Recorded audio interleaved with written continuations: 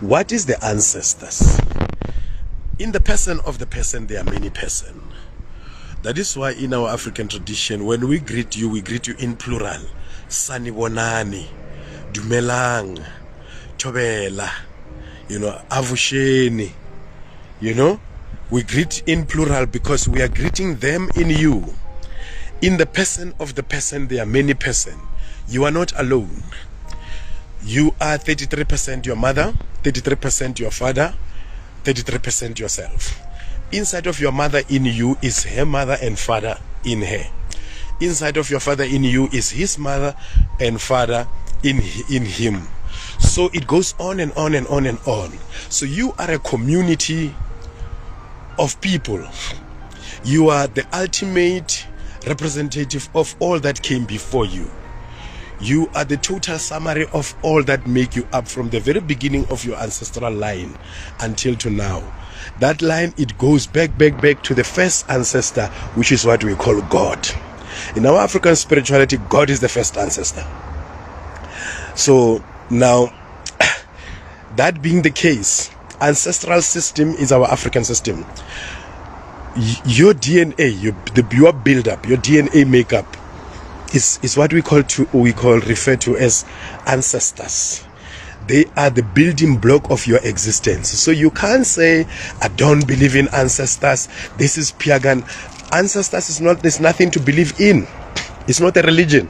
You don't have to believe in ancestors. You have to acknowledge the ancestors. So there is no such thing as ancestral worship, like most European sociologists and anthropologists and scholars have came here and said, we Africans, we worship ancestors. We are engaging in ancestral worship. We don't have such thing. We don't have that. Such thing is not our thing. We don't worship ancestors. We don't believe in ancestors. We don't have a word for ancestor worship. When we say Riapahla, when we say Pabadimu, when we say Musebetsi Wabadimu, none of these words is equals to ancestor worship or translate to ancestor worship. There is no African word for ancestor worship. We don't have such thing. So Rebolela ka Badimu. Now, Badimu, this form part of our African trinity. We Africans, we the Bantu people, have a trinity of Mudimu, Badimu, Lebotu. Now, these are represented by the 3 stones that we use when we make fire. We use 3 stones. So anywhere in Africa, when you travel, you find people who use 3 stones when they make fire. You must know that we share common ancestral origin. And these 3 stones represent our trinity, which is Mudimu, Badimu, Botu, or God, ancestors, and Ubuntu. So now, when we talk of ancestor, we don't talk of ancestor worship. We don't talk of ancestral religion. We talk of a true homage that one pay to his foreparents who lived before him.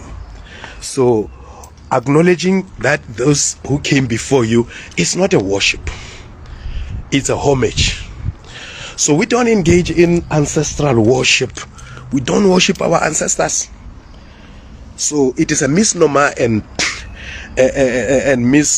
misrepresentation of African facts that we need to clarify.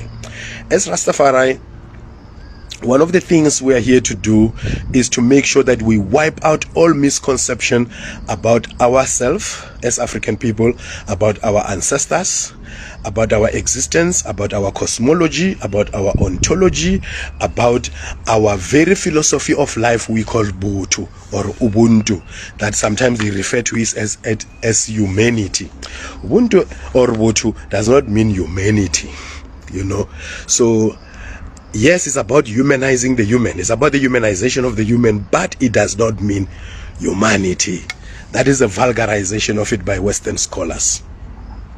So now when Rastafari youths come up and say they don't believe in ancestors and come up and read the Bible and start to mention ancestors of other people, Abraham, Isaac, and Jacob, basically nobody who is written in the Bible is alive.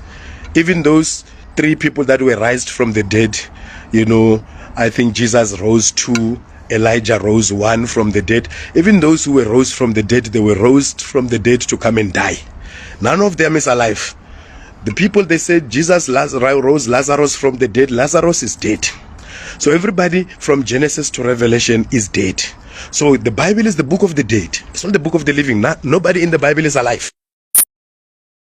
So it's a book of the dead. So everybody who is mentioned in the Bible is dead. So if you saying making reverence to the dead and remembering your dead foreparents is paganism and evil, then you are deeply and highly brainwashed.